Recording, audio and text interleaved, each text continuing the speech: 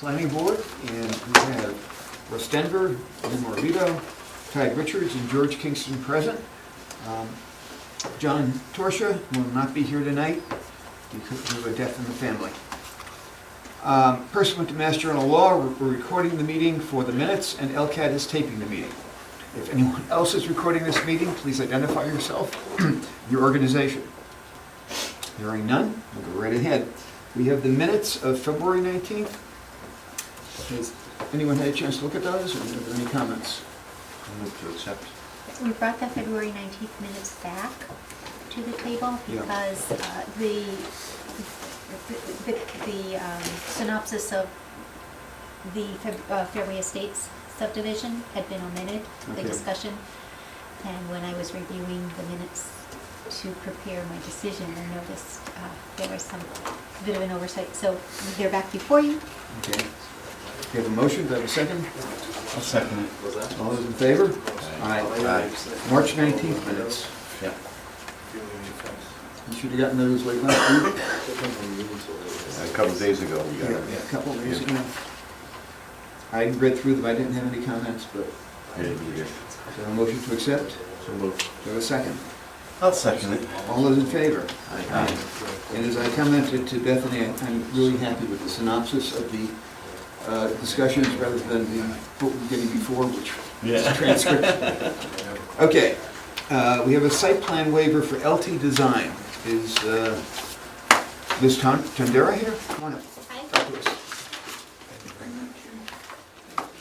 us. So we have SPRW 2019-07, LT Design for Maple Shade Avenue, request by applicant for site plan waiver for an interior decorating home office at 55 Maple Shade Ave, Assessors Parcel ID 157-A, located in Residential C zoning district. Applicant is Laura Tondera, 55 Maple Shade Avenue, East Long Meadow, Mass.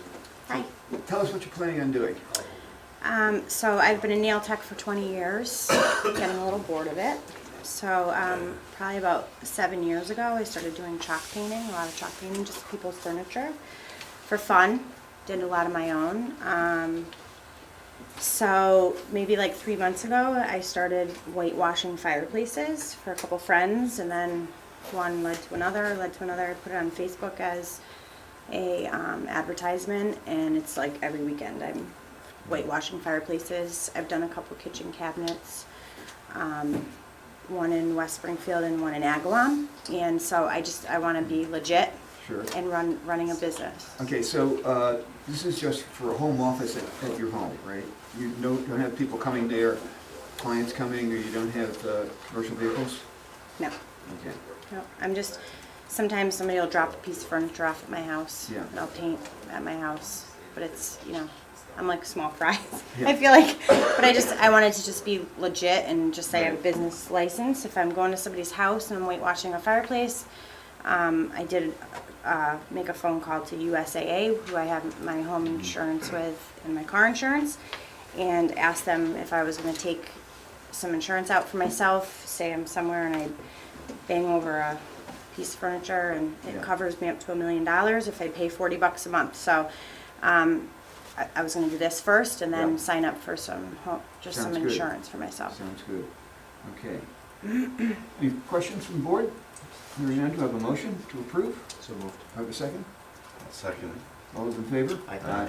Now, basically, our requirements for home office are, you don't regularly have clients coming there like all the time, and you don't have commercial vehicles. Nope. Okay, that's the main thing. Mm. If you do have Just a an commer- SUV that I Yeah. stuff a box of paint in. If you I'm just slap- traveling back and forth. Yeah. I didn't know what to put. They told me to write home office, Sure. so, If you slap a sign on it, it's gotta stay in the garage. okay. That's Which basically. I don't have, so Yeah. we won't be slapping the sign. Okay, very good. You're good to go. Thank you Okay. for coming in. Yeah. Just try and- so Yeah, I have them right here. I will do that right now. So does that get mailed to me, or do I Wait, take it with me? Okay. Thank you. two right, one for our nephew. Thank you. Okay, moving right along. Why don't you read in Jeffrey Lane South so we can get the... Okay. Case SD-D 2019-01, definitive subdivision plan for Jeffrey Lane South, request by applicant for approval of 2-lot subdivision on 3.44 plus or minus acre parcel at 216 Summers Road, Assessors ID 40-25-31, located residential A zoning district. Applicant is Val Chevs, Oak Ridge Custom Home Builders, Inc., 80 River Road, South Hadley, Mass. Okay, Good evening. We're finally making it for presentation anyway. Yes. yeah, I think we've got all of the comments from Tom Christensen done. I forwarded plans to him and to, I guess Constance got a copy of it today as an email. But we've made all of the changes that he requested on his comments, so. okay, do we have plans for the board? I have a set right here. You can take these after we're done. Okay, Yeah. We don't have response comments from DPW. The plans came Friday, Yeah. and today's They haven't Tuesday. responded. They've And been additional out straight. comments came yesterday, yeah. Yeah. which we addressed last night, and I've made those, and sent those to Tom also, but, He But hasn't responded yet. Yeah, well, he was in meetings all day. DPW has been really busy, this, Yeah, these couple of days, these past couple of days. I keep running into them on the roads. Yeah, yeah, so they haven't had an opportunity to review the final plan, or final Okay. revisions, or comment to the planning So board. we'll have to continue it, but you can tell us, show us what you've done, and at least we'll get the presentation out of the way.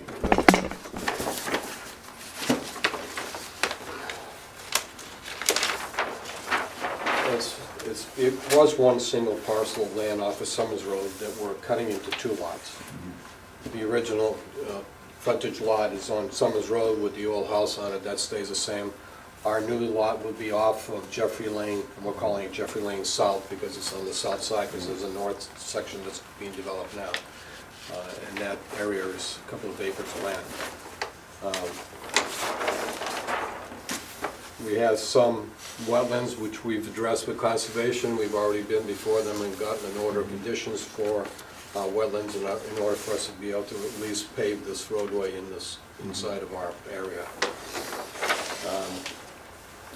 This is a topography. Everything slopes down here and into this wetland. This is up on a knoll here, and then it slopes back down.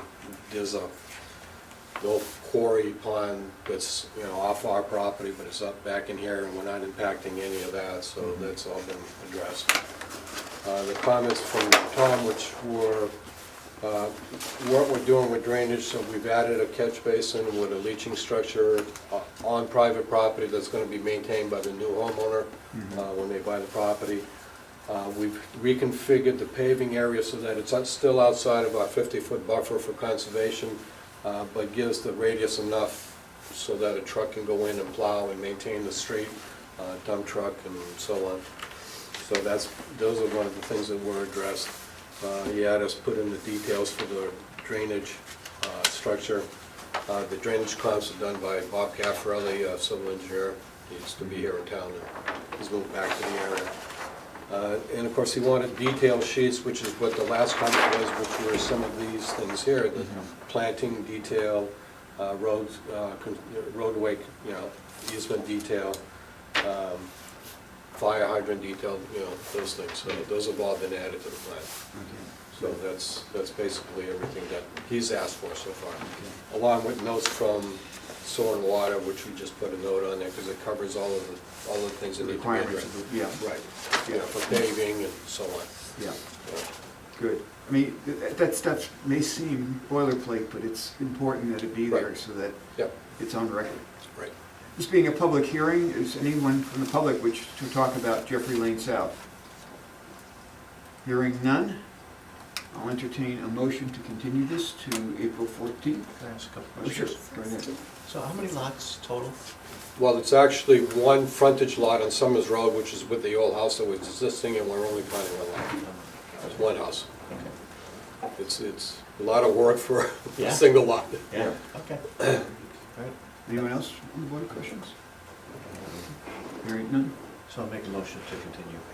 to April 14th, 16? 16th, I'm sorry, 16th. Do I have a second? I'll second it. All those in favor? Aye. Okay, thank you. We'll leave this set with you? so- No. Do you need these? Yep, yeah. We'll please do. take them in that Okay. way, because the I send you, Department of Public Works would appreciate a full-size right, set okay, plan. all right. Okay, so we'll take them. Thank you.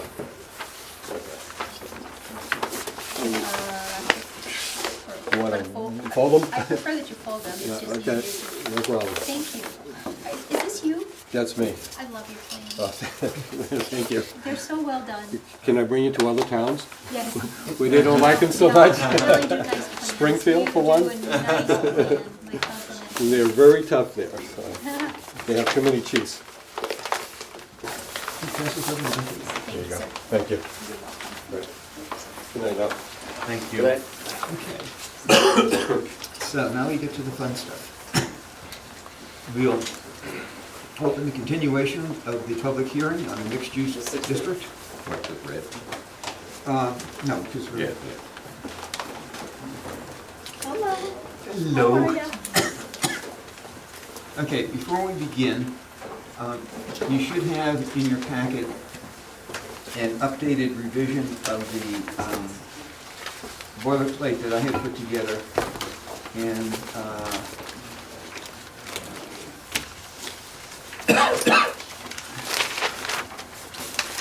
based on the comments that were made during our discussions, I put some numbers in, and it'll be in the one marked mixed use, obviously. So we have something marked draft of 4/02/2019. Have you seen this yet? I have not. Okay, do we have a copy? Yeah. Thank you. I have not one. Okay. So, Thank you. let me see, take a typo in the first paragraph. He's slowing it. No, he's slowing it up. Running right along. So you've had a chance to think about all this stuff. I did add some material from the prior attempt at this. The paragraph on mixed-use development, uses less than 10,000 may occur without restriction except for uses requiring special permit. One use with maximum up to 25,000 square feet, however, no more than two uses up to a maximum of 15,000. That was what was proposed earlier. It was proposed earlier that the gross floor area devoted to commercial and business uses shall not be less than 5%, that shall not exceed 10%. And I added in shall not be less than 5%, because one of the concerns was that we wanted to make sure that we had some business and commercial in it. Now, I don't know how people feel about those numbers, but the 10% was what was proposed by the applicant originally. Is it minimum or a maximum? As a maximum. Can I just start? Sure.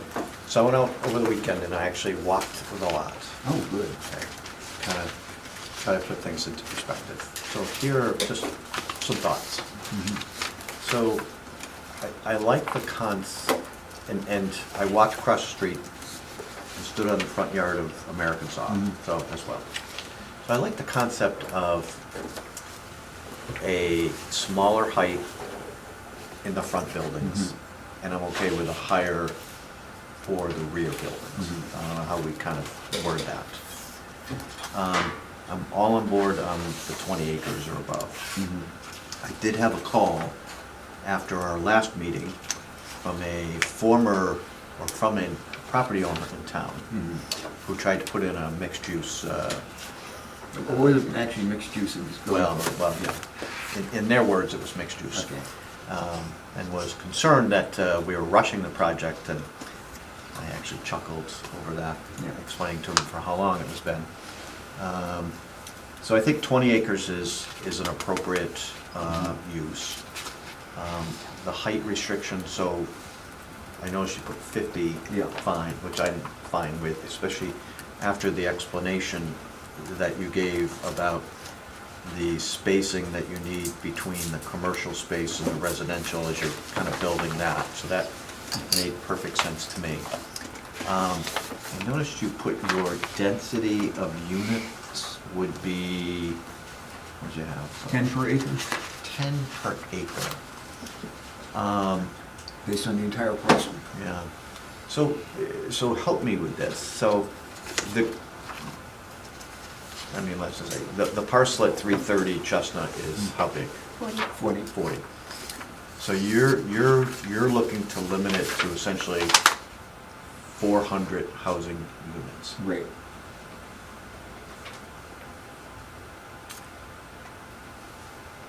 I'm okay with that number. I wouldn't mind it being more. So I've kind of like, I keep throwing around numbers. I think 600 is too high, way too high. Just for where it is and just the overall density of that lot, I think 600 would be. But I don't know if 400 is is an appropriate number. Well, what would you suggest? Well, it's tough for me to visualize, quite honestly. Because you can have different size units. Yeah. And so that kind of like throws things off, you know? And as a developer starts to build out, they may find a greater appetite for a smaller unit versus a larger unit, or vice versa. And so I don't know, I don't know what the right number is for that, I guess. Okay. So maybe when we get into discussion, we could hear more Sure. on that. And I'm not so sure about the 5%. That, to me, so I know that the concept is to have it be ancillary to the residential component of it all. But we've talked a lot about it being its own little community as well. So if you want to go down for coffee, you want to go to the doctor's office, you want to do this.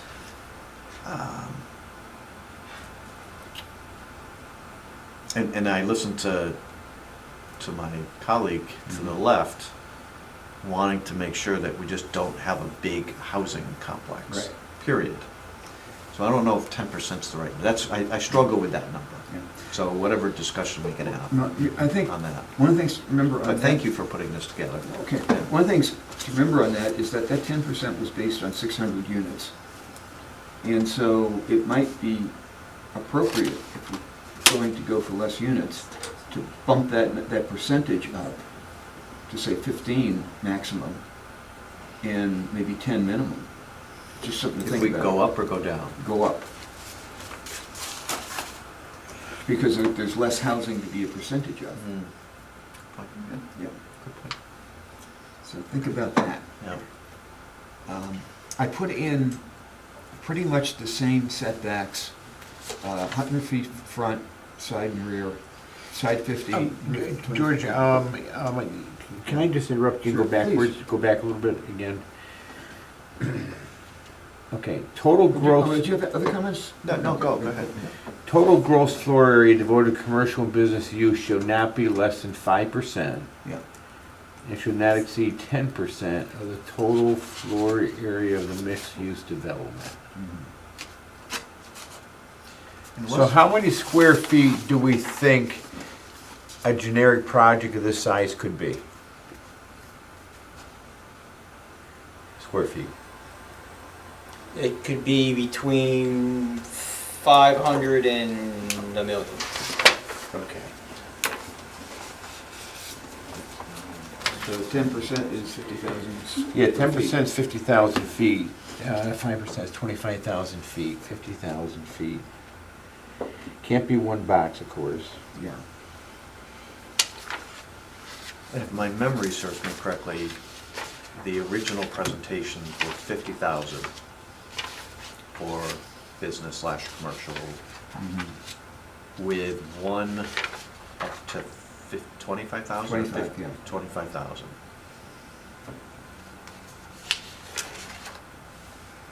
Because if you have, So we're- if you have 50,000 square feet and you put 125 in, Yeah.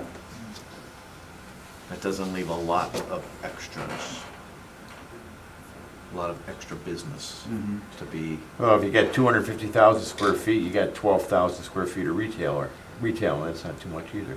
That's not too much. But I also want, I mean, if you look around the town, there's more and more empty spaces in business locations. So I want to be able to fill them, because nothing looks worse than an empty storefront. Yeah. Nothing's worse for a developer with an empty, and it doesn't help that way. All right, so we're gonna come back to that. Yeah. But right now, I just want to digest what we're talking about here in this one. Okay, density, dimensional, minimum parcel size, there were 20 acres right now. As a minimum, yeah, that's what we're proposing. Minimum parcel size makes use of like 20 acres, okay. Density building. Did we talk about 15 at one time too? Wasn't that? Lot size? It was 10 to 15 per acre was what we talked about. 15 would be 600, No, he meant size of the lot. Yeah, we Size talked of lot. between 15 and 20 acres. yeah. I thought 40 acres was too big. I think 20 is a nice number. Yeah. And it limits actually the number of locations in town you could actually It Right. does. have. That was really good work by Diane Bishop. Yeah. Putting that stuff together Yeah. for us. All right, I'm ready to keep moving on now. I did increase the side buffer to 25 feet because it does abut a residential area. And that would be a vegetated buffer to provide, so the people in the fields of Chestnut aren't staring at the buildings, basically. But I left the setback the same as 50 feet, so it would be half the setback would be the buffer. We had talked about 1 space per bedroom, 4.5 spaces per 1,000 square feet of gross commercial area, and I added 1 space per 4 seats for restaurants. I think now we're at 1.3 normally, but because this is in the middle of a residential area where people be walking to, that we can back off on that. Something to think about anyway. I like it. Okay, when you say commercial, are you lumping in office and retail together? Yeah, So your parking ratio of 4.5 per 1,000 is for office and retail both? yeah. Okay, because then you could probably make it a little bit less for office if you wanted to. Well, I'm just thinking that we don't know what's gonna be in there. Right. Okay, what's gonna be office, what's gonna be retail. And it could switch over time. I mean, you could take a retail space, put it offices or vice versa, depending on Yeah, what the market I looks see, like. I see where you're going, where you're thinking. Yeah, you know, if, And he's got it in here. yeah, Notwithstanding anything to the contrary herein, the use of shared parking to fulfill parking demands noted above that occur at different times of day is strongly encouraged. And minimum parking requirements above may be reduced by the planning board if the applicant can demonstrate the shared spaces will meet parking demands by using accepted methodologies, so forth and so on. this is the language from the last try, okay? Yeah. And, yeah, it says we're gonna feel our way on parking. And part of it's gonna be, I'm sure it's gonna be done in phases. How does the first phase work, parking-wise? You know, and do we need to adjust the parking formula based on what's working and what's not working? So, In other communities, they'll do a special permit for a parking reduction. You can simply say that should an applicant have a project proposal that would utilize X number of spaces, then you come before the planning board yeah. for a special permit and just cover it that way. Don't have to, you know, sort of trying to figure it out right now. Well, I think we need to have some starting point. you know. But you can Yeah, put that it can be statement tweaked, in. yeah. Mhm. I added 2 additional provisions. One, that all roads of the development shall meet the minimum requirements for public roads as established by the Department of Public Works. However, we could grant waivers in terms of width of right-of-way and pavement. Now, these will be private roads, but we want to make sure that they're able to hold up to the traffic.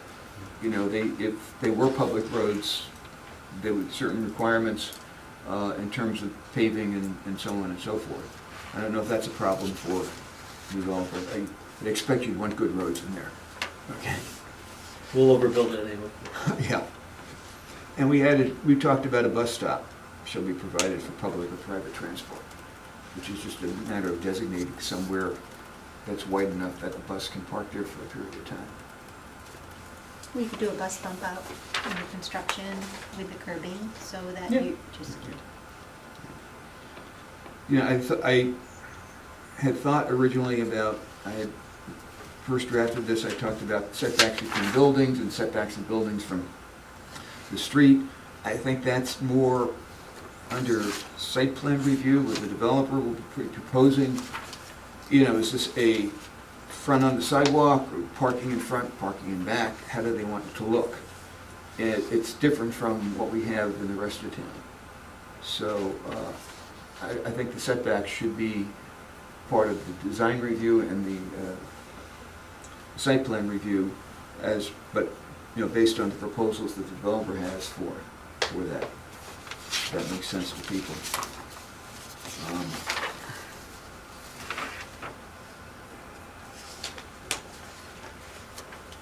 And then the final language was also lifted from the first pass.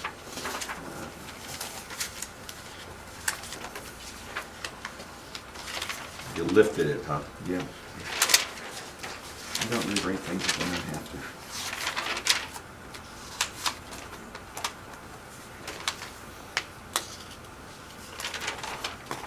So it's a little rough, but is there anything that people on the board feel is missing? If you've looked at Hopkinton, I guess, you had a copy of the Hopkinton one. Yeah. Is there anything you think that we're missing? I think site plan really, I mean, drives a lot of the features that Yeah. we want to see. So that's good. So I didn't have a real chance to look at the Hopkinton, but is the language in there about the impact on the schools? So Hopkinton, I'm sorry. No, please do, please do. So Hopkinton had incorporated into its bylaw a requirement for a host community agreement. Okay. And the school requirement, as well as other affordable housing issues, were in the host community agreement. Perfect. So then why don't we put language in there For host community. for host Agreement. community agreement? Okay, I like that. Okay, and I think maybe the wording, I'll just throw out some wording, is that the host community agreement address issues which impact the town at large and the abutting neighborhoods, including, you know, such features as, you know, town services, utilities. We could think of a few other. Connie could probably pop them off the top of her head. you have to be careful of the rational nexus. Sorry? A rational nexus, for instance, you put in, we can work on that. Well, Yeah. if you're going to envision impact to the town at large, a project that size will have impact on utilities, it will have impact on water and sewer, it will have impact on potentially schools, it will have impact on police, fire services. Ambulance. So that's kind of where I'm going with that, not an individual piece of property that needs to be, you know, taken care of for town service. Yeah. We, So like that intersection of Chestnut and Shaker, you know? Yeah. Or more importantly, probably Chestnut and Benton. That too. Complex. Yep, that too. But, you know, yeah, and I think having a host agreement is a good way to allow the town to negotiate with the developer. Because on the one hand, the developer is going to be increasing the tax base significantly, which covers some of the impact. They're going to be paying for the water and sewer, okay, at normal rates, assuming that we don't have to put in bigger sewers, Right. you know, and bigger water mains. They should certainly have plenty of electricity there. But they won't be handling their own public safety. No, Yeah, no, their own no. education, their Right, own, yeah. correct. But they will be contributing taxes towards that, and so the issue is, if the impact is greater than what the taxes are gonna cover, that's what the host agreement would kick in. And I think you got a copy of the host agreement from Hopkinton in your email today. You probably haven't had a chance to open it yet, but it's there, okay? You Excuse me. printed those for you, they're in your package. It's probably in So- the folder as well. So the other thing I did see Mhm. in one of the communities was a provision that up to so many units would be for affordable housing. Right. So I'm not in favor of adding that to a mixed-use bylaw, Mhm. but that would be something that could be incorporated into the host agreement. Yeah, I would leave it there. I don't think it should be in the bylaw. I think whether or not the town wants that is something that. Could be negotiated by the town manager By the or. town manager or the town council, okay? Not by us, Yep. okay? Because that is a community need. Yes, So- it is. Which, Mhm. yes, no? Yes, well, yes, it is. I'm thinking, Yeah, looking at Ty. I'm really digesting this because I can see both sides of the coin, obviously. Yeah. Yeah, well, see, I mean, I didn't think much about that particular issue prior to tonight. Well, that issue has been floated out there by individuals for Yeah, at it least a has. year. Right. yeah, So, I guess I chose If it's- to ignore it. well, by putting it into the host agreement, the town or the town representatives either decide it's important enough to negotiate it in the host agreement, or it's not important enough to. But I don't think that should be part of a land use, No, definitely not part of the zoning bylaws. Right. But let's go back to the host agreement, for an example. Who would be those that would say, hey, we should consider talking about having that in the host agreement? Would it be the planning board, the town council, or? ultimately, the town council would have to approve any host agreement. They're the ultimate approvers. But who would say, hey, guys, why don't you think about putting in, I can answer your question. So Okay. Long Meadow has a town manager and call it Board of Selectmen. I think they're still Board of Selectmen. Yeah. And during the whole casino impact, there was a requirement, which your office knows quite well, that the surrounding communities had to have a community host agreement. Mm-hmm. So I know in Long Meadow, Mr. Crane actually negotiated the contract, but I'm sure he got input from the Board of Selectmen, and I'm sure he got their authorization. Now, there's still a town meeting, so I don't know if it had to go to town meeting, but in East Long Meadow's form of government, I would envision the town manager and getting an approval from the town council. so the town manager would be responsible for taking care of the host agreement? With negotiating it, but you certainly, yeah. So yes, how it worked is we negotiated with town managers or mayors of, so it's mayors of cities, town managers of towns, and ultimate approval that rested in the legislative body, so city council, select board, those things. And I would, So- so there- I would suspect, given our council, that there would be a subcommittee formed to advise on that negotiation. Okay, I'm sure. It just seems like it goes on and on. But the thing is, you have to have public input. And how do you get public input? You get public input through the town council. Okay. Yeah. So what we're gonna do will have nothing to do with the host agreement whatsoever. Just the fact that we will specify that there will be one, okay, and roughly what it might cover. Well, and I don't want to go as far as to say that there must be. I would put that there may be. You know, I would put that there must be. See, I don't know about that. Well, Okay. we can Debate that. Okay, so let's talk about the pros and cons. Because this is gonna be, I mean, if there's gonna be a host agreement, it sounds like it's gonna be a time-consuming thing that's gonna be, well, they're gonna form a subcommittee, and then they make recommendations, and so forth. So what are the pros and cons to having a host agreement?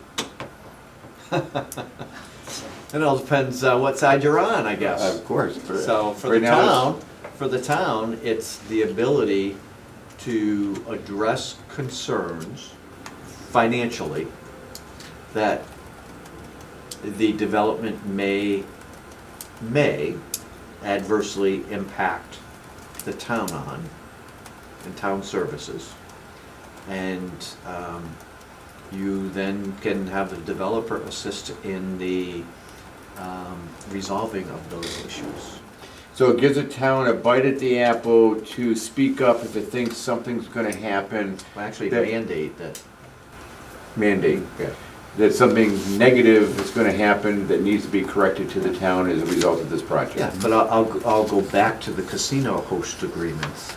So, I believe a number of them had language in there that they didn't get monies until there had been a study done to determine whether there was any impact or not. That was specified by the Gaming Commission. Okay, Yeah. perfect, okay, because I know that the intersections along Long Meadow Street, everybody was kind of freaking out that the traffic was gonna be really bad on Long Meadow Street, and they didn't know whether, the intersections were gonna have to be redone or not. And so they'd have to sit back for a few years, am I correct? There's look-back periods, right? There's a Look-backs. 1-year look-back period So- and then a 5-year look-back period. Yeah, and then they'd get their money. So let's hear if the they other needed side of it. the coin. For the developer? Well, I mean, why the town may not do a host agreement? Well, there might be a parcel in question down the road that has limited impact on the town. I So a don't- host I don't agreement know. would be a waste of time for that particular project. Potentially. My way of looking at it is if the town, if there's no negative impact on the town financially, then the host agreement can say that there's nothing, Yeah. there's no compensation. So you want to put it must, Yeah. and it could just be a barren. Yes, Host it could be, agreement. it could be. Okay. Okay, because if you don't have it, I concede that point. if you don't have it, then it's sort of optional to the developer Yeah. as to whether it happens or not. And not all developers are of the caliber of the ones we're dealing with here. I concede the point, Yeah. fine, so we'll must. Okay. And the other thing is, let's just be honest, we keep hearing the schools are, just from what I hear, it's only hearsay, obviously, but there's concern that there's gonna be an impact on the schools and school funding and, so that might be the bite at the apple to help resolve some of their concerns. Actually, having sat on the Open Space Committee, I've heard from the superintendent that the enrollment is declining over time. And so this may help refill the schools. In any case, this... Well, if the intent of the development is young professionals and older people like me wanting to sell our house but stay in town, Yes. I don't know how we're gonna replenish the school Well, population. So, back to the host agreement. my wife and I are. So we're at a point where we say that we request a host agreement, but the host agreement could have the option of saying there's no impact, so there's no need to elaborate on a host agreement. we'll work on... Something along those we'll lines. work on that that, language. on the language. Okay. Okay. This being a public hearing, I'll open it up to the public if anyone wishes to comment. George, I'm just sitting here thinking. Again, identify yourself for the Marilyn tape. Richards, 342 Pinehurst, thank you. When we were discussing the original proposal, there was some thought about should there be, and I'm not sure I know the answer, should there be a definition of apartment versus townhouse versus condominium? I know the bedrooms will drive the parking formula, but is that important? And I don't know the answer to that. The other is is there a desire to create a minimum number of, or a certain percentage shall only be apartments and the rest will either be townhouses or condominiums, or could the entire project be apartments? And I don't feel strongly one way or another, but I haven't heard that thrown out there in discussion, so I was just curious to Good know point. if that's important. That's all. It is. I don't want it to become an apartment complex. I would like to see some ownership in the properties. Let me ask you something, how come? I'm playing devil's advocate, how come? I think it's just the traditional notion that people who own their properties have a tendency to maintain their properties in a more, the proper phrase, but, you know, if you own. But of course, the other side of the coin is. I know they're A managing the good outside management of it all. company is and gonna wanna everything. make sure that their Yeah. your project looks good so Yeah. it can be re-rented. But we also then don't know what agreements the developer might have with individual property owners. So That's if you're running a condo, I'm sure you're going to have condo documents. HOA. Yeah, you rule. That rules you're gonna have to follow. Mhm. But we're not privy to those.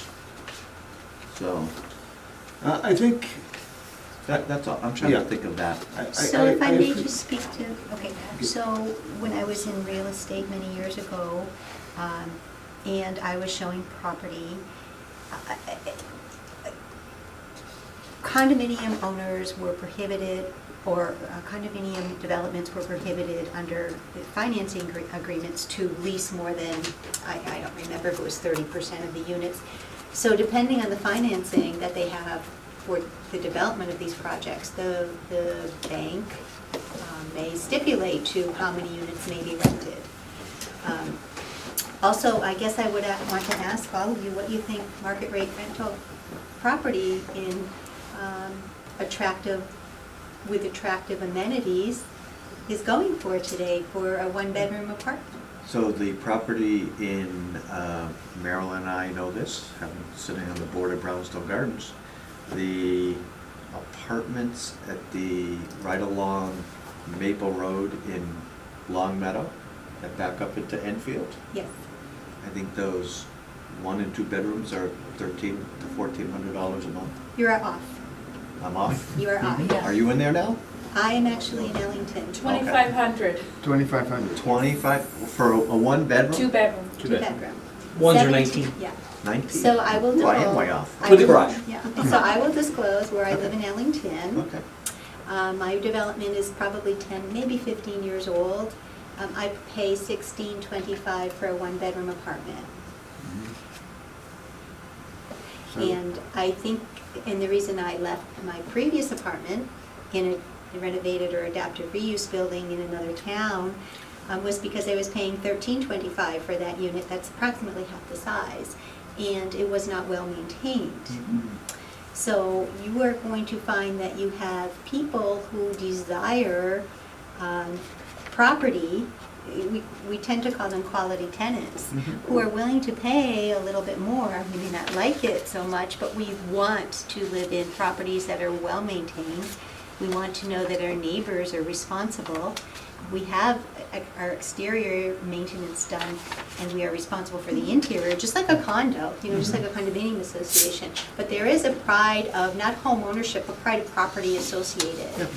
So I would think that people who are coming into, you never know what you're going to get. It doesn't matter what demographic, social demographic you come from.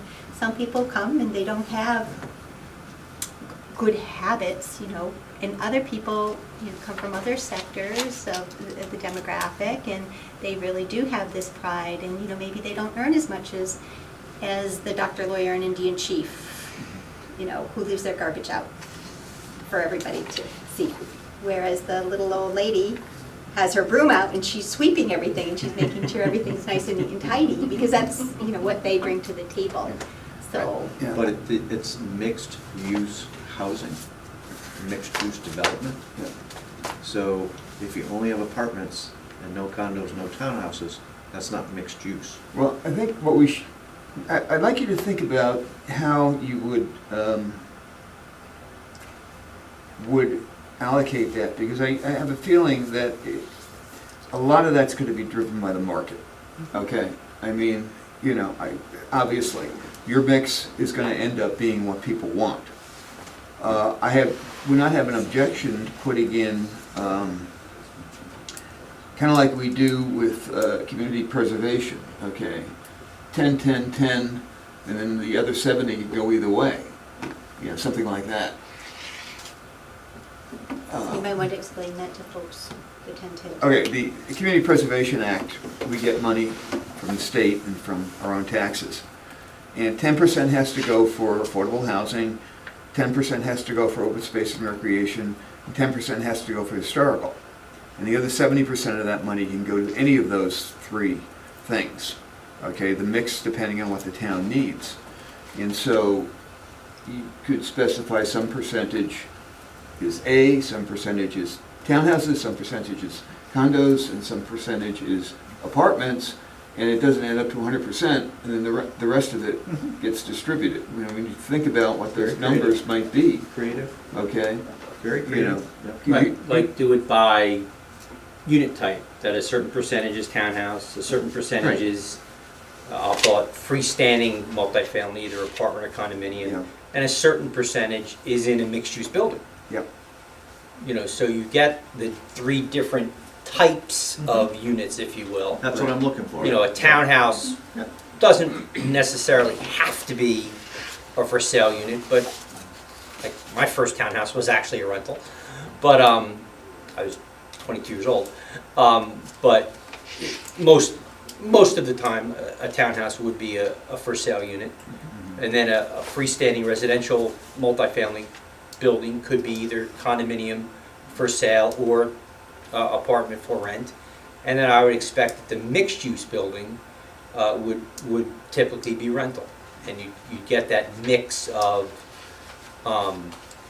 different types. And we would want a certain, we want enough mass of a mixed-use rental so that we can operate it. So, you know, that we have enough critical mass of units that we can operate it and So have. would 20, 20, 20, with the remaining 40 Probably.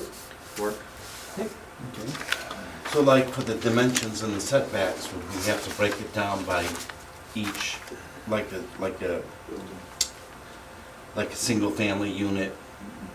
Like would we have to do all the setbacks for that? I don't think so. I think, Yeah, no. no, I think Just what set we, the boundaries and then let all the stuff inside work on a combination of what the code is.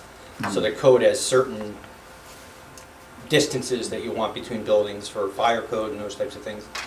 And then just that we typically will exceed them for light and air and all those good types of things. But yeah, if you set the boundaries at the edges, then we'll fill in the middle. we certainly have to Pretty give the well. flexibility to respond to the market. That's We right. can't sit here and say, 25, 25, 50, that would be too So rigid. 20, 20, 20, And then and the rest remainder can be however it as- falls. as it falls. Other comments from the public? Ralph? Good point. Thank you, Marilyn. Ralph Page, 306 Prospect Street. I'm bringing it back to the mixed use and the 10% total gross area for mixed use. From the way I can read this is we're saying there's a 20-acre parcel is the minimum. What I'm trying to figure out is what the vision of the board is. Is the vision to have, let's say, one 25,000 square foot grocery store and then multiple little businesses all mixed throughout that? Or is it to, look and try and keep everything even? And again, being the mixed-use district, I mean, it clearly states one can be no more than 25,000, that's the maximum. If you did the 25,000, that pretty much takes up all of your area for any other businesses within it. I did some quick math, 20 acres, 43,560 square feet per acre. Just, we're talking about the percentage. It's not the acreage, it's the gross. I know what it is, It's the gross floor area. exactly. Okay. So, at 20 acres of land, you're allowed to cover 40% with Okay, buildings. got it. So, 20 acres is 871,200 square feet. Now, you multiply that by the 40% building coverage, gives you 348,480 total that can be covered by buildings. You've suggested a maximum of 10%, so you multiply that by 0.1, is 34,848 feet can be commercial. Ms. Page, the gross floor area would include, if we have a 4-story building, okay, 4 times the footprint, Okay, okay? but I'm still talking ground level. So if you take one 25,000 square foot grocery store, Yeah. which is typically not 3 floors high, it's usually on 1 floor. No, but the square footage will include the apartments that are built over that supermarket.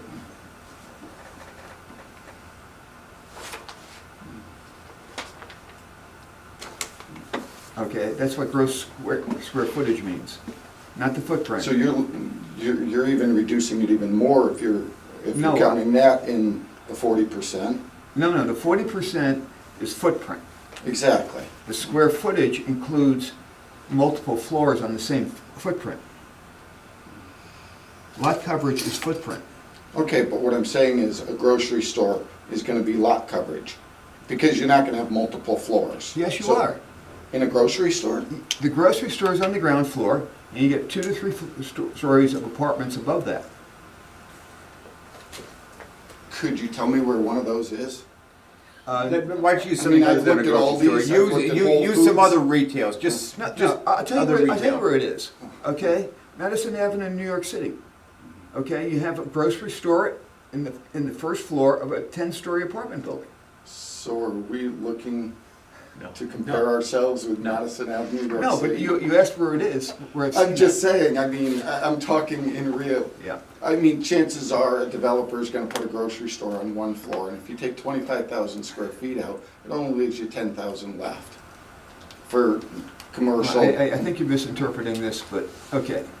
And I'll take like your I said, point. I just think, and I also think, like I said, when I look at the 10%, this sounds like what we're doing is a development in town, a residential development that has a little spattering of commercial within it.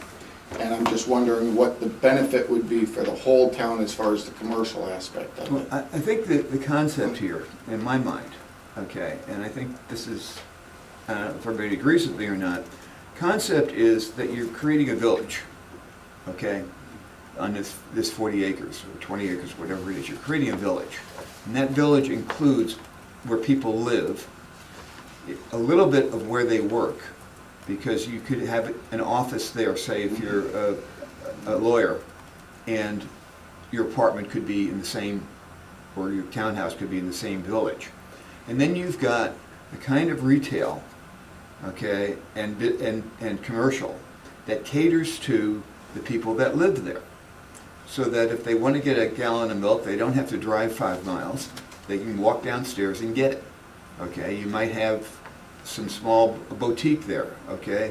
You might have a coffee shop, a restaurant or two. You know, if you're bringing in 1,000 people, roughly, then you can afford to have a couple more restaurants. That's the kind of concept. It's a village It's a village within the town. is what within the you're looking town, at. exactly, okay? We don't have villages in our town right now. Other towns do. If you go to Palmer, for instance, okay? Yeah. They've got separate villages. And this is creating a village, in my mind, a modern village within the town. That's my concept. I don't know if everybody else leans in that direction. Yeah, I mean, that's mine too, but I'm going back to what I talked about at other meetings, and that is, right now, it kind of looks like we're really breaking this down into 2 categories. One category is residential, the other category is commercial, period.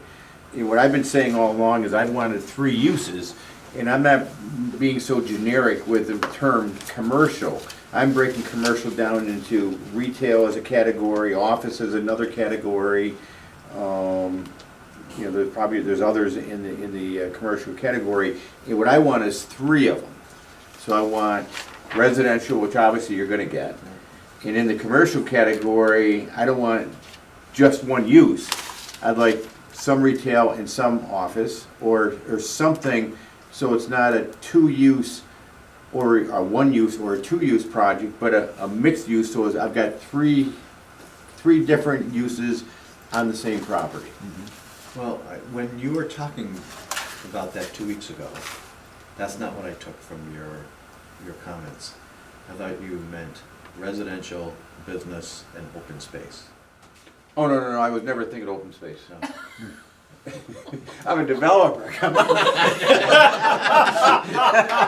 I'm sure you care about today. I'm only kidding, I'm kidding, I'm I'm sure you kidding. care about climate change and, you know. Of course I do. All those things. Well, But I would mean, that's assume- not, I think of, Go one ahead. moment if I could. So I think of the retail and business use as the same. Yeah, and I think of breaking them up a little bit because I want a little bit of variety. And I'm looking at his uses as things that pay rent. Okay, stop a second. Remember, in this town, we have two different zones. Right. We have a commercial zone, which does not allow retail, and a business zone that does not allow certain commercial uses, okay? So when in our bylaw, we refer to commercial and business. Yeah. We're talking about the uses in those zones, okay? But then we restrict them, right? Table of uses. Yes, we do. Yeah. Yes, we do. And we can restrict it as much as we Right, want. yeah. You had additional So, comments? just, and to this point, I would assume under the table of uses, we're going to have a mixed-use district, and these are the things allowed, Yes. and you'll go through each individual business, such as a hair salon, yes, that's allowed in the mixed use. Yeah. No, this one's not, you know, maybe it was some industrial use or We something. did that last So- year, and I thought we came to a pretty good Which did, agreement. I think that did give you a broad array, like what. Just a you little said. variety. I mean, I'm not, don't want to be anal about it, but just a little bit of variety. And I'm just trying to get a feel for the board, what your, like I said, what your thought was as far as the village, and that was a great way to describe it. Yeah, I agree, you come home from work, and if you wanna grab a bite to eat, you go somewhere in your village. If you gotta get milk in the morning, you got a place to maybe get something. But I do like the concept of one larger footprint for retail, and then multiple smaller ones. Sure. So, Thank you very much. Okay. yeah. So that creates a mix. Any other comments from the public? Okay, taking it back to the board. Well, I have Oh, please. one thing, and you're gonna chuckle at the developer when he says this. So I was able to have, host my leasing team, for the last 2 days, up in town. And, Here in this town? yeah, here in this town, yeah, they came here. And they, really spent 2 days getting all over town and understanding what's what and what's where and et cetera. And their report to me was a little sobering. You know, I've always described our site as not being Main and Main, but kind of being Elm and Elm. You know, it's kind of one off, and they're kind of telling me it's kind of two off. You know, that it's, you know, like if the Rotary is the center of town and, you know, and down Main Street is probably the primary commercial corridor and maybe down Shakers another commercial corridor, we're kind of off that. And the traffic is very light. So they were very cautious with me about how much commercial. And to be certain that when we put that table of uses together, that we make sure that we are business uses and commercial uses, that we have office, that we have medical, that we have personal service, that we have restaurant, No funeral home. and no funeral home. But I heard it was very busy today. No, I'm sorry, I didn't mean. It is a necessary use in town, but I agree. So, you know, when I hear 5%, I actually 5% might be high. You know, now if you told me build 5%, I'd build 5%, and we'll work to build it. When I look at the project that, you know, the site that we did right by our office for Fairways, Fairways is kind of the same thing. You know, it's not Main and Main, it's one off of Main and Main, and that project was quote unquote saved by medical. You know, where you know, doctors, dentists. We actually ended up getting a private pharmacy, not a CVS or a, you know, but one of the private ones.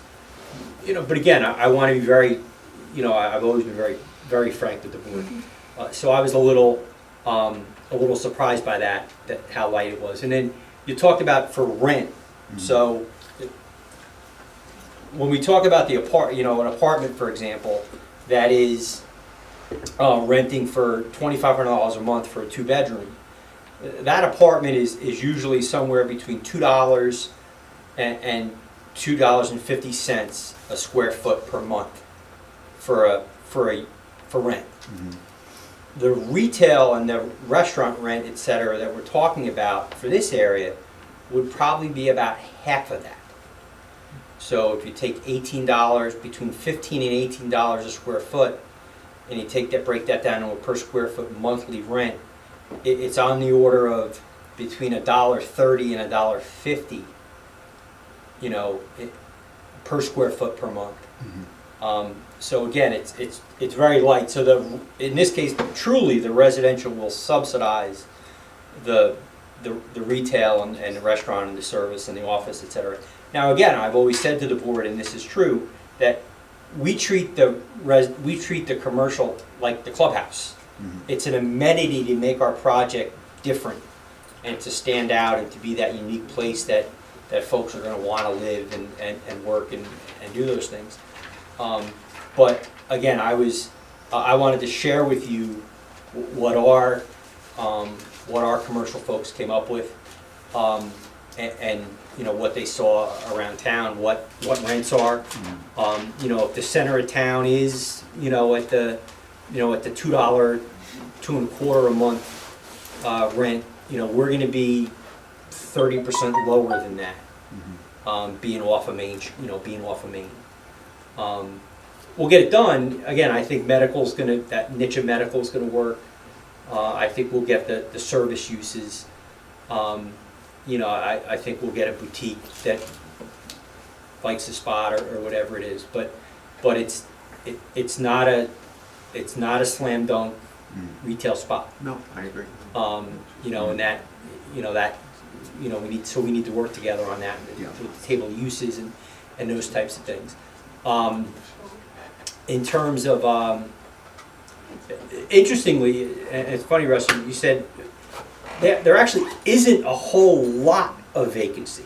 There's a little bit, but there's not a whole lot. It's kind of filling in. And again, I've been coming here now 3 years.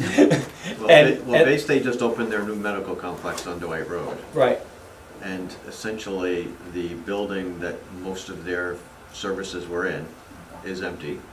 The building in front of it, just down the street, just down from the Reminder building, at one time we were looking at it for ancillary offices for town hall, and of the 4 floors, I think 3 of them were completely empty. From the office standpoint. For the office. Okay, yeah. For the office standpoint. But then you see what's unusual. Then you see all these little office buildings being constructed. Shaker Road, there's a new one. The dental office we approved last year. So they're going to be really kind of small units. They're getting away from the larger buildings. They're owner-driven, owner-occupied. But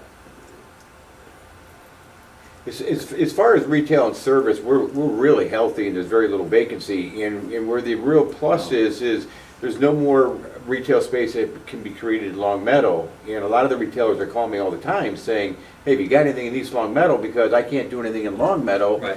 And what they like is coming right up Williams and Converse Street, and right there is your project, and you've got the new Bay State building there, which has helped, mold that intersection and widen it and make it feel a little bit more commercial, I guess, or usable. But we also had this argument, which got me in a lot of trouble, about 18 months ago with Center Square. And, what's an appropriate, or what was being recommended, and we questioned whether that was the original intent of that project. Most people would say the mix in there isn't necessarily what was originally envisioned. So, there currently are some vacant places in Center Square. 2. But the AO white space is so big and it costs so much to divide a space like that, that's a hard one to lease. Yeah, and then the one directly across the street, or across the way from the main entrance to Center Square, has probably turned over maybe 4 times in 8 years. The one with the brokerage firm in right now? Yeah, it used to be, yeah, the yogurt, I mean, you could go on and on. Yeah. Right? So there's been some, but, well, we could argue that. Yeah, parking's pretty tough there, though. We'll ask our Yeah. town council Yeah. to solve economic. Yeah, no, we were, Anyway, no, we, problems in town. and again, they were, Yeah. they didn't think, It's an they interesting didn't think mix. vacancy was Yeah. overt. Yeah, You know, I mean, 10% vacancy is healthy. Yeah. You know, 20 is a problem, but Well, 10 is fine, 5 is actually tight. yeah, but we can work on the percentages. I think what you're getting the feel from the board here is that we want to make sure that there is some Mix. mix there, that it's not strictly residential, because that's not the purpose of having this mixed-use thing. If that was what we wanted, we would be talking about a zone that was for multifamily housing, okay, Right. which is not, this is more than that. The exact numbers, you know, maybe you can provide us with some guidance from, you're the developer, okay, you know what sells. We're not trying to pull numbers out of the air. We're just trying to address the concept that there has to be some there. Yep. And what does some mean? It's, you know, that's a number that we will eventually have to come up with, Okay. okay? Can I just raise one point? Sure. I'm gonna go back to a little bit to the host community agreement. I don't want anyone to think that the planning board is punting on that. No. I think that agreement is a wonderful way for the community to be heard.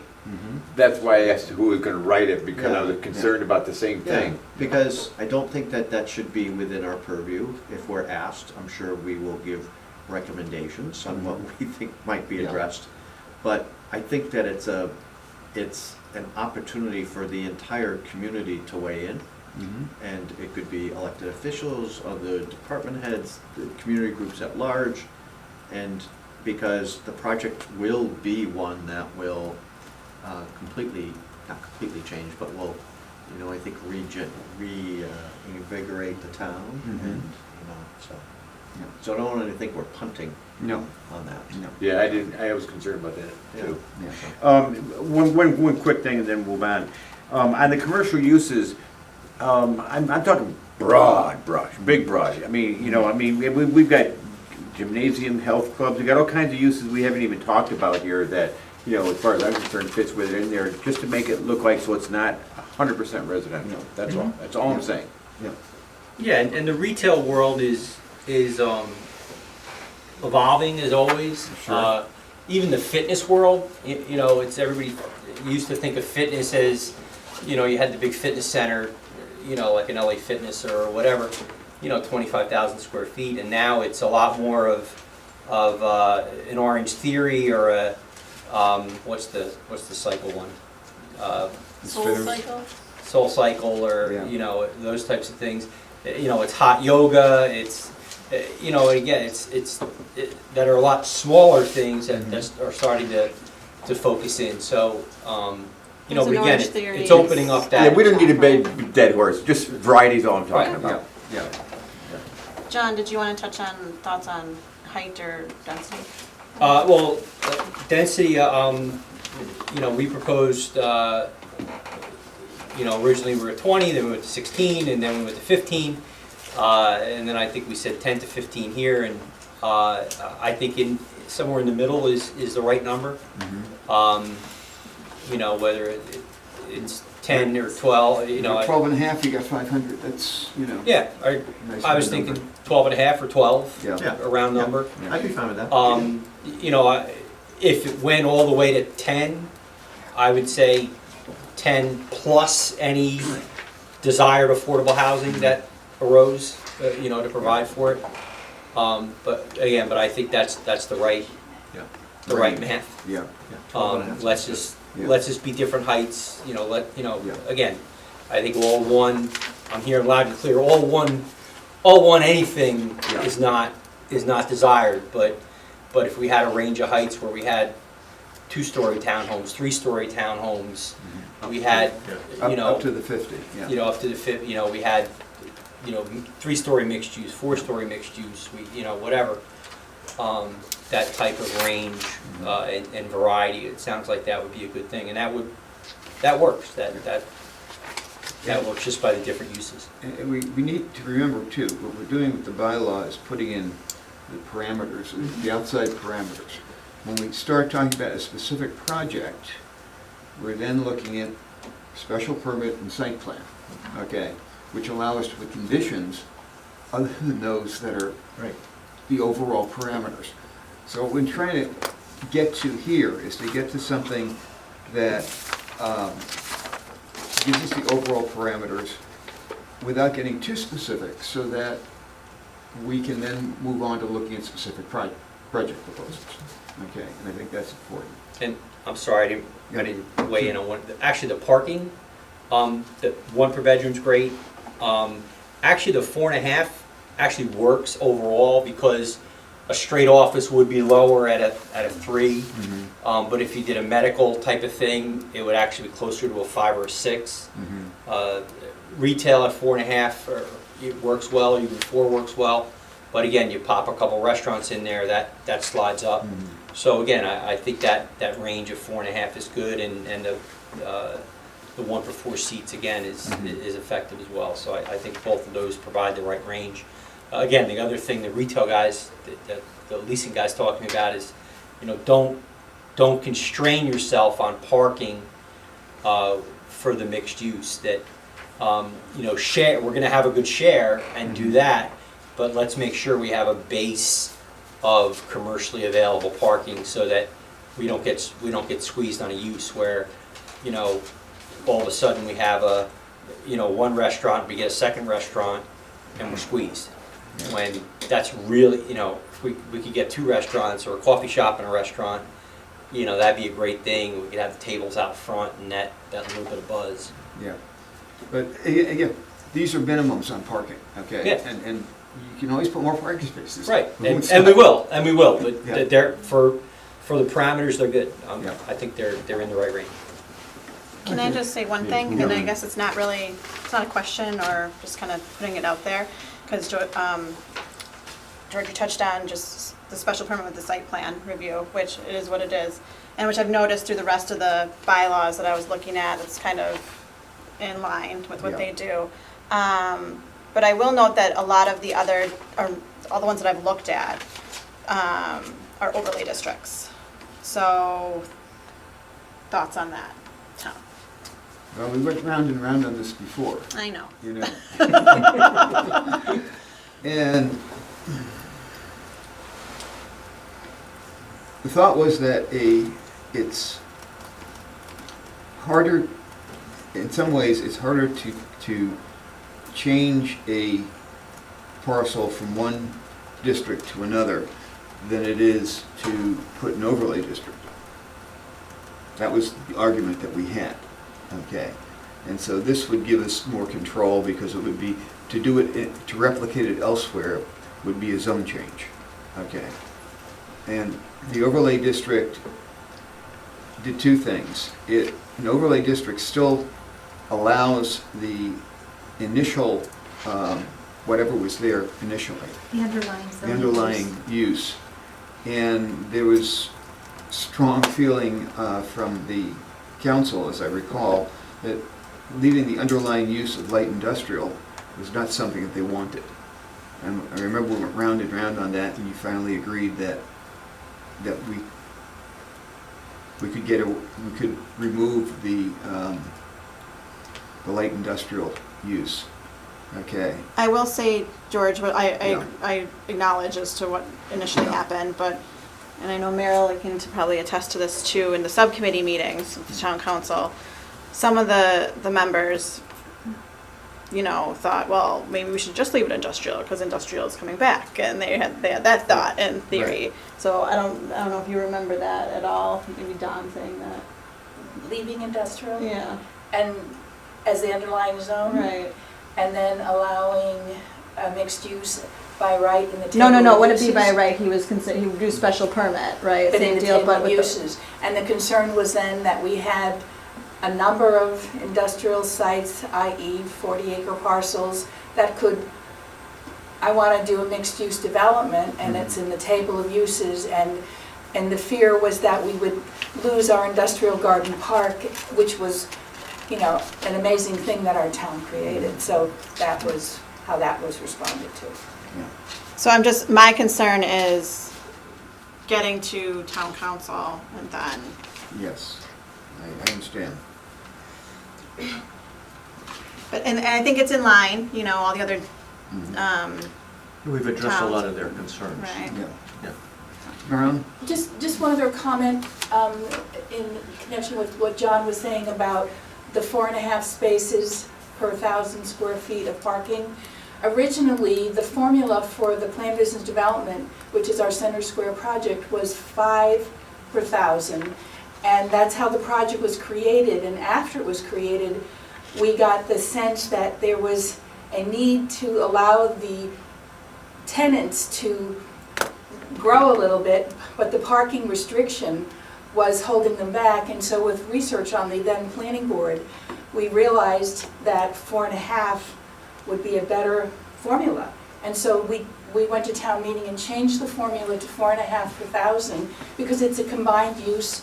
You know, some require more, some require less, and I think it was a win for the town, so I'm really comfortable with that number. Yeah, I'm fine with it. Really comfortable with that number.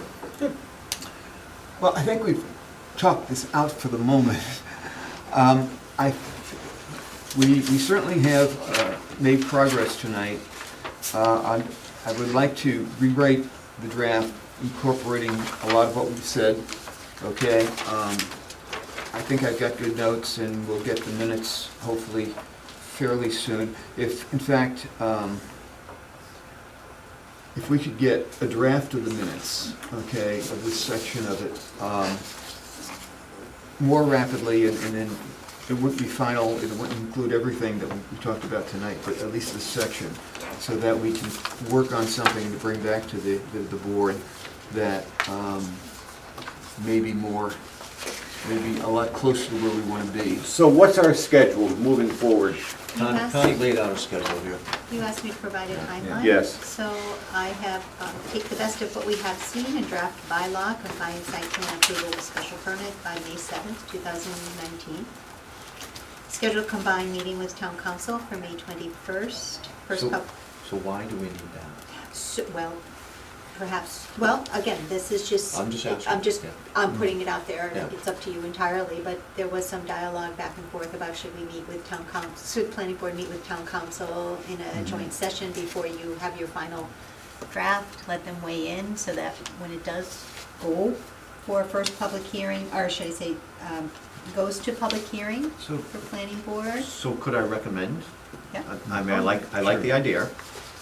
So hopefully we could have something at our next meeting to look at, which is the 16th? Thank you, 16th. So could we move during our planning meeting of May We have one more meeting in April. May 7th? Yeah. Could we try to meet with town council? Join with town council, join with the zoning subcommittee. Okay. Okay, so you want to make May 7th, April 16th, right? Yeah. Okay, I agree with that. Yeah. Okay, So that's April 16th now. okay. Okay, then town council could move up, Or their subcommittee, whatever. or whoever we're meeting with the town council, maybe we can move that up to May 7th? Doesn't it have to go to town council and then get referred to subcommittee? Well, we're doing really kind of an informational discussion with them. I don't think we're asking them to act on anything at that meeting. Okay. So you want to meet with, you would like to meet with the Sure. subcommittee? Yes, You Chairman. would like to? Yes. Sir? I was supposed to be on the docket tonight, Yes. but maybe I'm Yes. wrong. For what's, He's under other, we'll yeah, we haven't quite gotten. we'll get to you. We're not quite there We'll yet. get to you. We're close. We're close. So you, back to item 2 on my timeline. Schedule a combined meeting May 7th? with the subcommittee.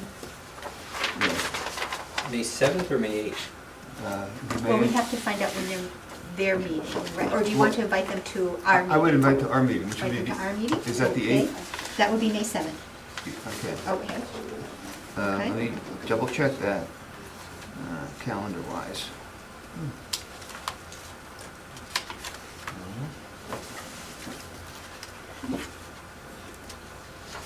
May 7th, you're right. It is the 7th, okay. Yep, it's the 7th. Okay. So then we would move to the first public hearing with the planning board. We'll move that. You have one meeting in June. Because of the election, Yeah, your yeah, town yeah. election? Okay.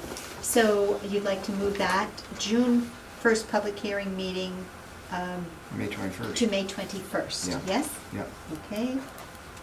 And then second public hearing with planning board to June 18th? Mhm. Okay. Then that way they have it before before the traditional beginning of summer. Okay. Yeah, And end of the fiscal year? there you go. Okay. And thank you for putting all that together. Yeah. Yeah, You're thank you very welcome. much. And getting the information. I wanted to see where we were going. Yeah. Yeah, thank you. Sometimes it's easier if you have a deadline. Oh, it You always, know what I'm saying? Absolutely. I mean, it always And helps. it's very helpful, so. Always helps. Everything I have that's not done doesn't have a deadline. Yeah. Okay, do I have a motion to continue the public hearing So to moved. April 16th? Do I have a second? I'll second it. All those in favor? Aye. Okay. Yeah, Do I have a so motion like to the rest. continue I'll take a picture of it. 330 Chestnut Street to April 16th? Oh, look.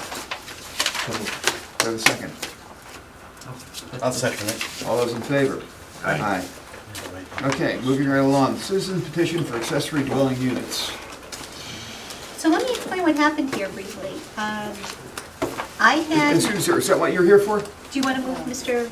Oh, Yeah, no, let's move Mr. him up. Do you want to move him up? We can, what's he here for? we have Mr. Larry Lawrence Rich to Oh, discuss okay. the zoning amendment petition proposal that he has. Oh, okay. Okay. Come forward.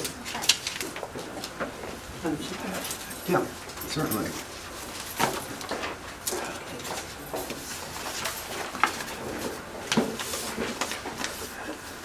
I come before you on bylaw number 3.021, which was passed and recommended by the planning board back in 1991. In today's world, to me, it doesn't make sense. What you're telling us here is you can have a poultry farm, pig farm on an acre or less of land. On an acre or less? Sure. It says here, Okay. 5 acres or less. Okay. Right? Now, if I'm not reading this correctly, gentlemen, please tell me. Okay. Okay, what you, So what I'd like the board to do is review it. excuse me. These uses, okay, are allowed by state law. Agriculture is allowed under state law. The difference between the two is whether or not you can sell your product on the site. Okay, you have to have at least 5 acres in order to have a farm stand. Well, what I read here, back here, is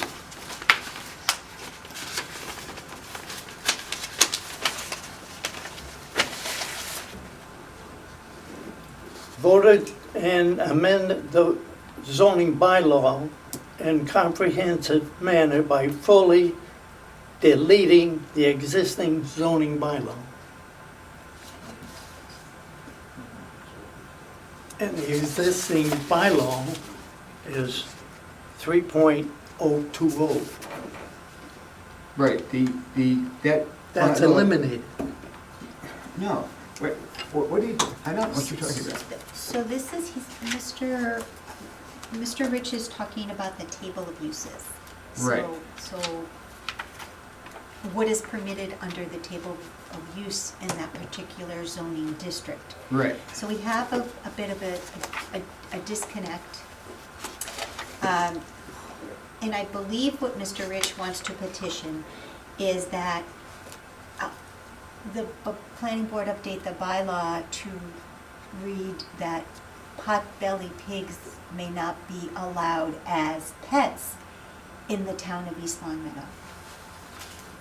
Is No. that correct? No, no, you and I have already been through that. What I'm trying to do is have them review this bylaw, it has nothing to do Well, with. it's a little bit different from the bylaw because it's called the table of use. So it's part of the bylaw and it's sort of it's a very strong reference tool that we use. No, it actually is the bylaw. And Yes, you're right. these two sections refer to the business of agriculture. Okay, running agriculture as a business. Okay, they do not have anything to do with pets. This is if you're raising poultry and you're selling the eggs, that's agriculture. If you're raising poultry and you're eating the eggs, that's not agriculture. No, but let's say you got pigs, Mhm. forget about pot-belly pigs. Okay. Let's say you got pigs. Yeah, And you're doing it as a business. yes, It's allowed on an acre of land.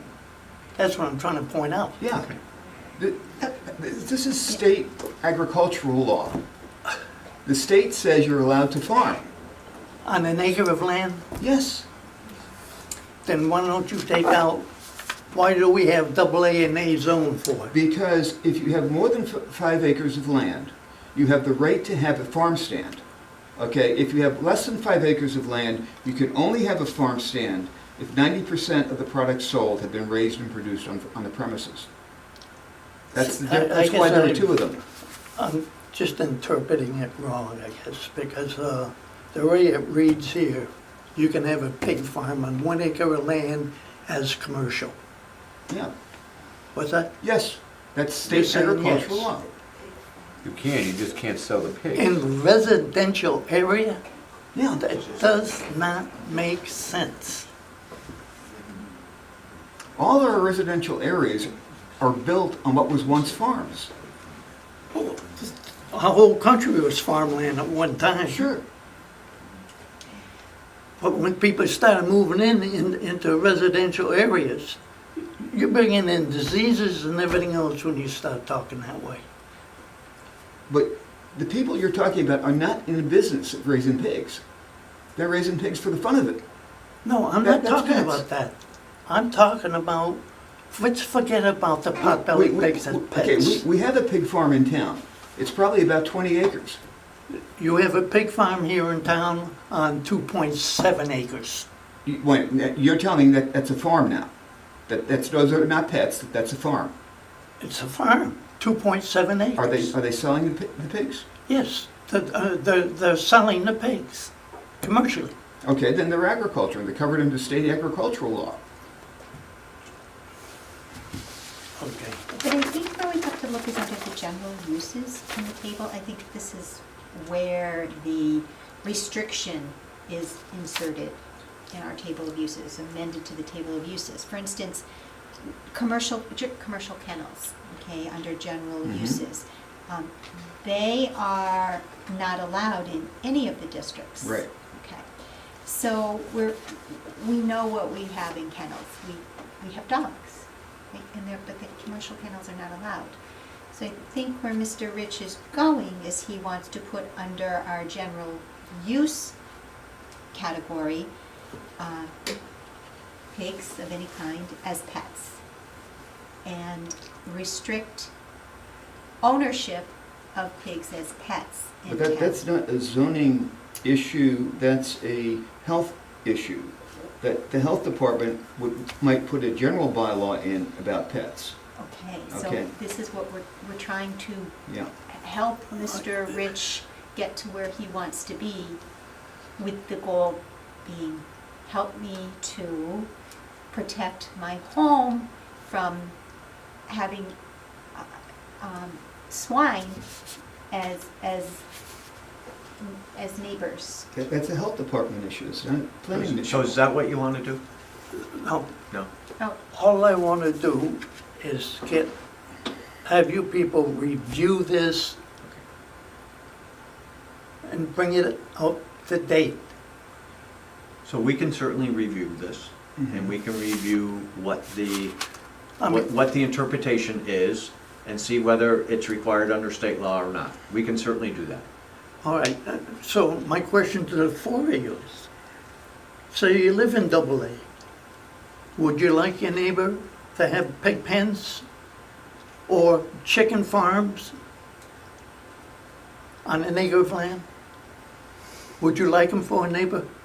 I know a Would you chicken, like them for a neighbor? I know a chicken farm in the middle of town, in single A zoning, okay, and it's a chicken farm. How many acres? Less than 2. Huh? Less than 2. Less than 2. But to your basic question, will we review it? Will we see what the proper interpretation of it is? We certainly can do that. Well, I appreciate that, Yeah. I really do. But we can certainly determine how it got there, what the relevance is, and see if there's a state requirement. Because you're for that. catering really to about 3% of this town.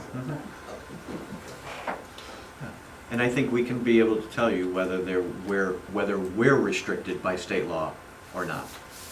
So, I didn't think the state law had anything to do with it, because we passed it. yeah. Well, it might have been. The state didn't pass it, But- we passed it. Yeah, but it might have been in response to a state requirement.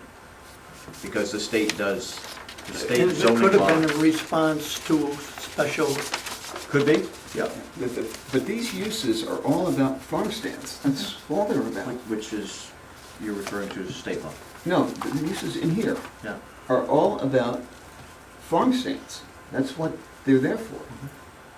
There's nothing about the actual growing of things. But can't we provide an opinion? We can provide an opinion. Very good. Okay. I appreciate your time. Okay, thank you. Thank you for reading.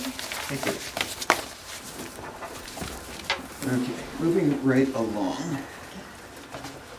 And I actually do have a letter that I had sent, and I'll get that to you. Okay. Okay.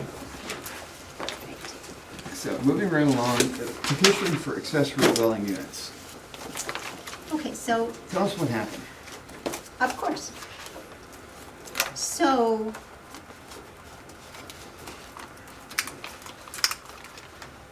I had a visit from one of the developers, Carmen Capua. He's actually he had been to my office a couple of times, and on February 27th, he came back in because he has some concerns about a parcel that he wanted to develop. And it was very close to bordering vegetated wetlands. So we talked about, and I listened to his concern, which is there is no more land available to do new construction in the community. And his isn't the first argument that I have heard in regard to that matter. So I said, Carmen. Actually, there is. Well, Go on. yeah. Well, that doesn't require, it doesn't require compliance with the Wetlands Protection Act. That would enable a small-time developer to put in his subdivision. Once again, not true, but go on. But that's what I'm hearing. Okay, it's very expensive. So that was February 27th. I spent quite a bit of time with him. We sat down and we talked about what other types of development can be done today. And so I talked about with him an amendment to the zoning bylaw, because I have also heard from other department heads in regard to the need for housing for seniors. I've had people come into my office and comment on the lack of housing that is available other than single-family residential, and what are we going to do about it. So I put together representative language that I gave to Carmine to take to our town clerk to discuss submitting his petition to the town council as a citizen's petition for the introduction of accessory dwelling use units. I sent this email, I sent the attachment along with an email to Carolyn Brennan, Tom Florence. Carolyn Brennan is director of the Council on Aging, George, and Kevin Duquette, and Jean Weirton. who is the assistant town clerk. And I said, just in follow-up to our meeting, thank you for bringing the subject of accessory dwelling units to my attention. Attached, please find the draft proposal we prepared for consideration for petition to town council. Your next step is to contact Town Florence to further discuss the process of submitting a zoning petition to the council for consideration.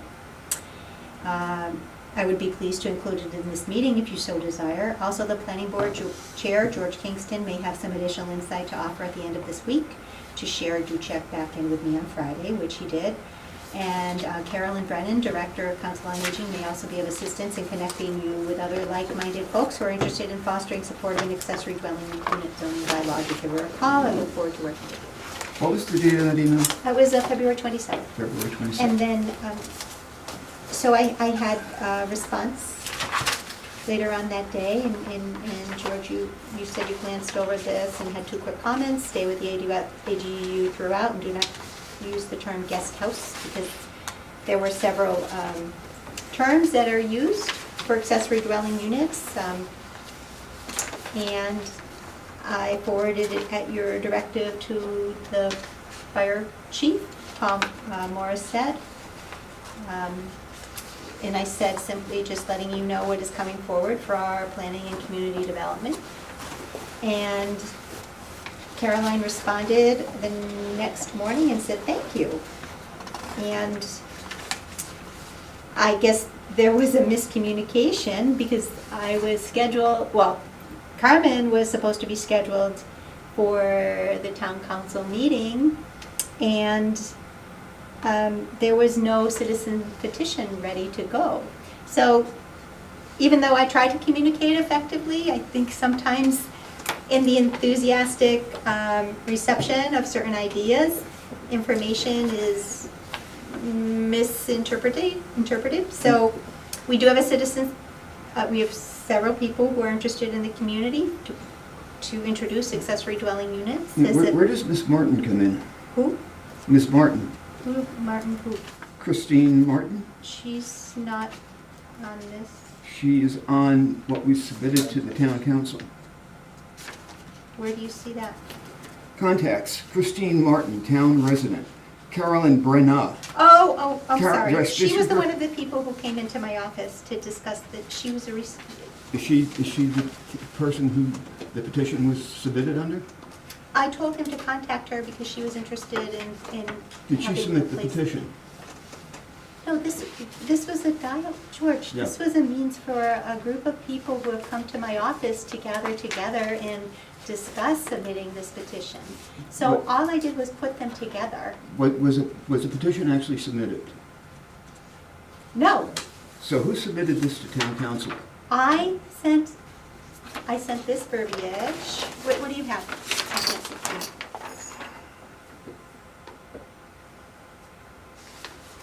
I can't see. I emailed that to all of you. I emailed it to you, I emailed it to Carolyn, I emailed it to Tom. So this George, was intended, Tedman? I get the impression this was intended to go to town council. No, the intent was for the interested parties to have a conversation with the town clerk to help them prepare a citizen's petition. So who asked the town clerk to put this on the agenda? I did not. Who did? I do not know. Who asked the town clerk to take it off the agenda? I did. After you spoke with me on Monday morning? Yes, probably. Thank you. But don't put me on the spot like that because I just didn't know. I know it was taken off on Monday. We took it, yes. And we talked as soon as you came in. Yes, we did. So it was taken off after you spoke with me? Yes, Thank yes, you. we did, yeah. So what's the intent of that? We have people in town who are interested in introducing accessory dwelling units. Which means what to the layperson? An accessory dwelling unit is In-law apartments? in-law apartment, granny loft, you know, what else do they? That's fine. Yeah. That's a sufficient clarifier. Thanks. My concern is that a broadly written accessory dwelling unit bylaw, such as the one provided from the American Planning Association, effectively doubles the allowed density in all zones in town. And to me, that's a huge step, to double the density in all zones by right, okay? Even, because site plan, remember, is a by right thing, you just have to make sure it meets the criteria. It includes Zone C, which is 1/8 acre zoning, which would be very difficult to put more house on. Yeah. Okay? I really think it's something that should originate with the planning board, and that we should talk it out and look what other towns are doing and see what the implications are. Because there are two ways to look at it. One is anybody can do it by right, or you restrict who can live in those things, which is unenforceable, basically. You know, you can't force it to be a family member. There's no way to enforce that. Right. Okay? So I think it's not nearly as simple as it seems, and that it really should be put together by the planning board, you know, not pulled out of something from the American Planning Association. Well, I just want to say that was one of my sources in my reference for accessory dwelling unit. There is other information out there. The definition came from a planner's dictionary. So the objective was to get some language out there to begin the process of creating an accessory dwelling unit bylaw. This wasn't meant to go before town council and say, have at it, yep, put it in there. There's more to it. This was opening the door to the possibility of the planning board indeed creating the accessory dwelling unit, pushed forward by a group of people who would like to see this happen. I just want to make very clear that this did not originate with the planning board. No, it did not. Okay. It originated, I I'm- will tell you, it Thank you. people coming to my Thank you. office. Okay. So I guess my only other comment on that, Yeah. and, you know, thank you for meeting with the people and giving them some direction.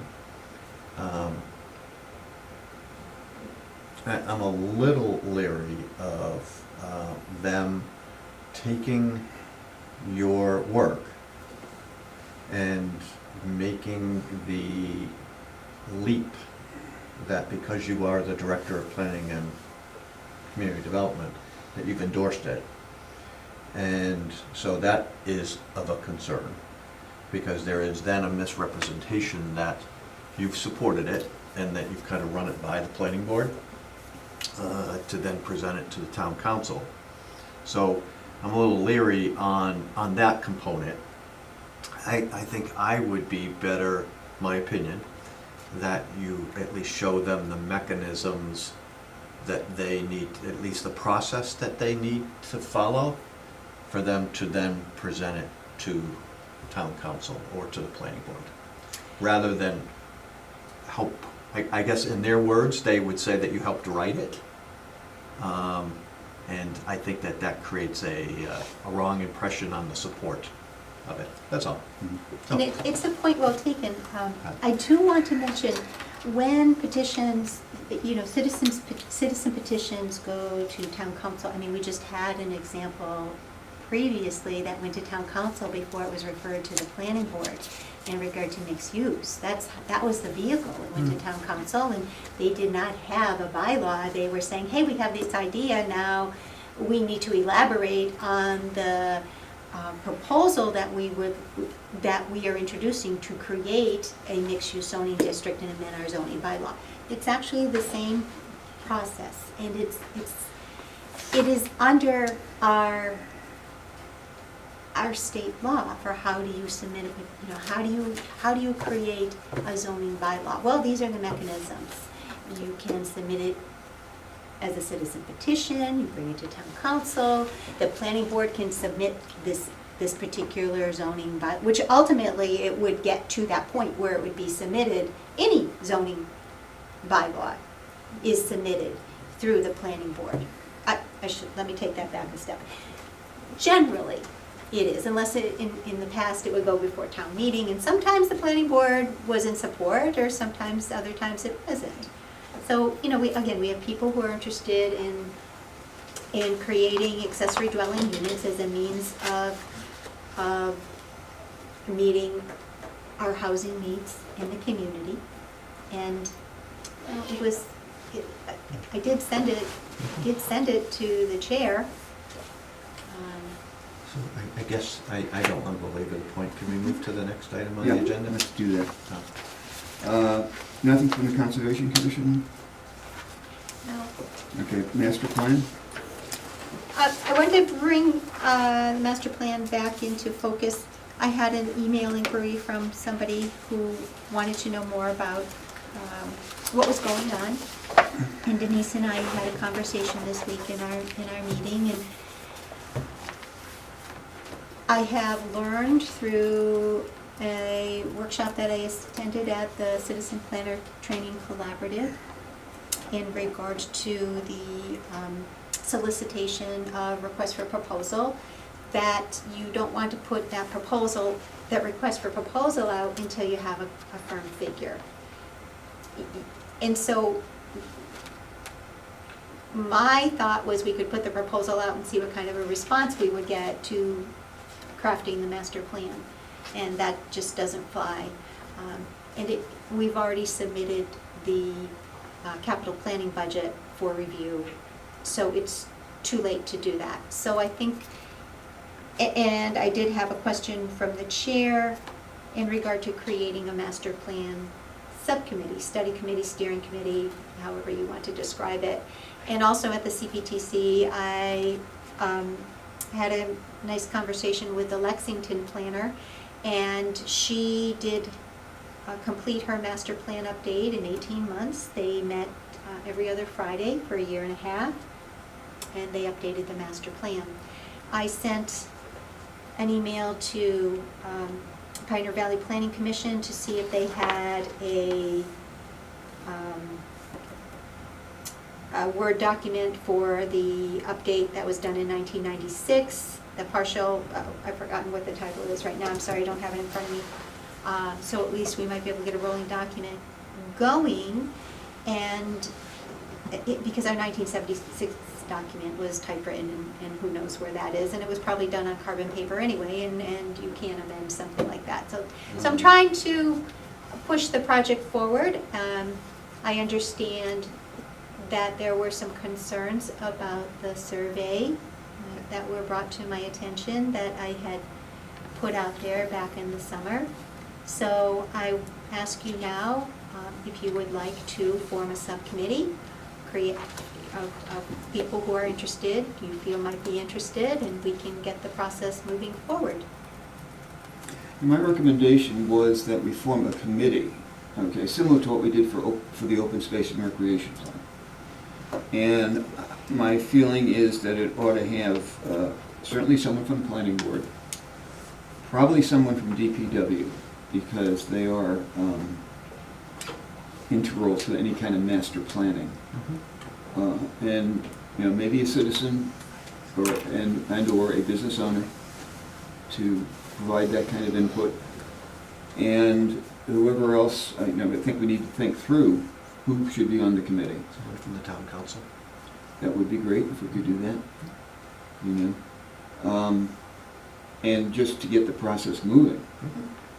I agree. One of the advantages we have is we completed the open space and recreation plan, so we have all the demographic data, most of the economic data that we need already done in proper format. So aside from the narrative part of it, which is going to take a whole bunch of spewing out, the main thing that we need to focus on is the needs of the town and the goals going forward, which is the plan. Okay? And that's where the time and the effort really has to go. And I think we need representative from the town to address that. But I think if we have a group that's working on it, it's going to move forward a lot faster. And we may find out that we can do a lot of what is necessary and only hire out what we cannot do. Because we have all the GIS stuff ourselves. We don't have to hire that out. You know, we've already got the data. So we may have to hire out some help in holding meetings to get the townspeople's opinions. But beyond that, I don't think a full outsourcing may be necessary. So just under the new form of government, is this a committee or subcommittee from the planning board, or is it should it be a town manager appointed? I believe it should be a town manager appointed committee. That's what open space was. Well, the update to the master plan is under the purview of the planning board. So you certainly can submit it can be a collaborative effort between the town manager and the planning board.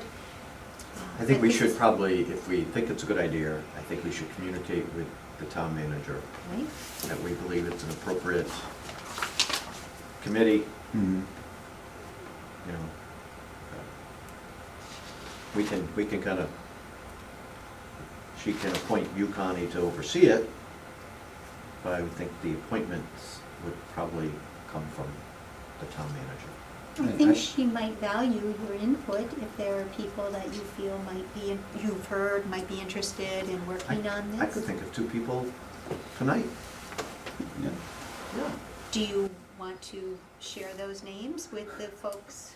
It's a look out over the room.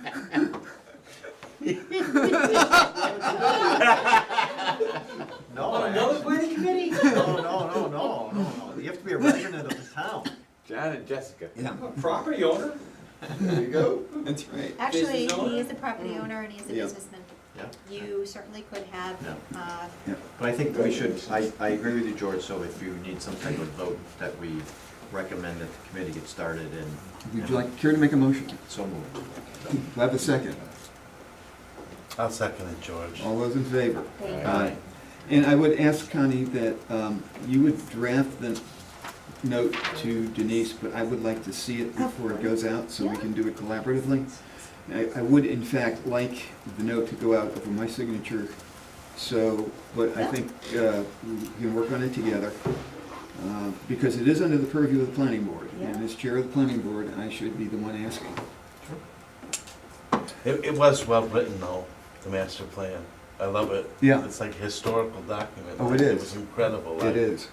And a lot of it is still pertinent. It is. Okay? But it does need updating. Oh, it You know, does. It's totally, knows nothing about the internet. I know, but it's nice cell to see it phones. through the eyes of 1976. Oh, yes. It's beautiful, like God.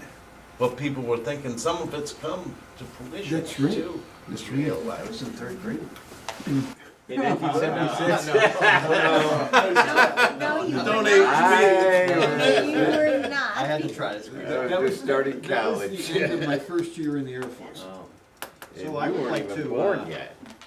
I would like to be able to raise one more issue Sure. under other items not listed, maybe brought up for discussion to Yeah. the extent permitted by law.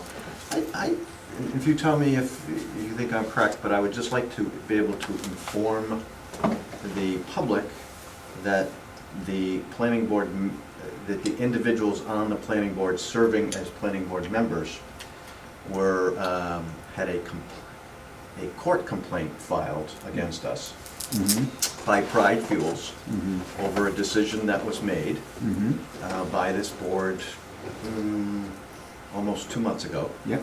relating to Pride's request to expand hours of service at 13 North Main Street. So I just thought the public might want to know that that court case has been filed. And We had a public hearing. We held a public hearing on it. There were people who came and testified in favor and against. The decision was made. We gave criteria on why our decision was made in the appropriate manner. So just thought the public might want to know that. Okay. So, thank you.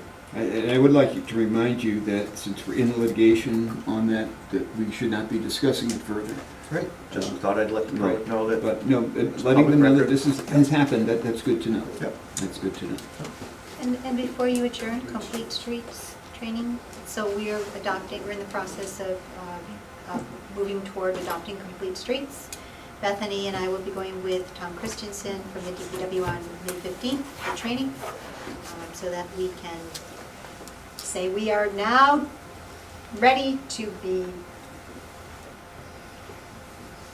completely multi-modal transportation worthy. Okay. And where is that happening? Where? Where? Greenfield. Greenfield, okay, good. Move to adjourn? Do I have a second? I'll second it. All those in favor? Aye.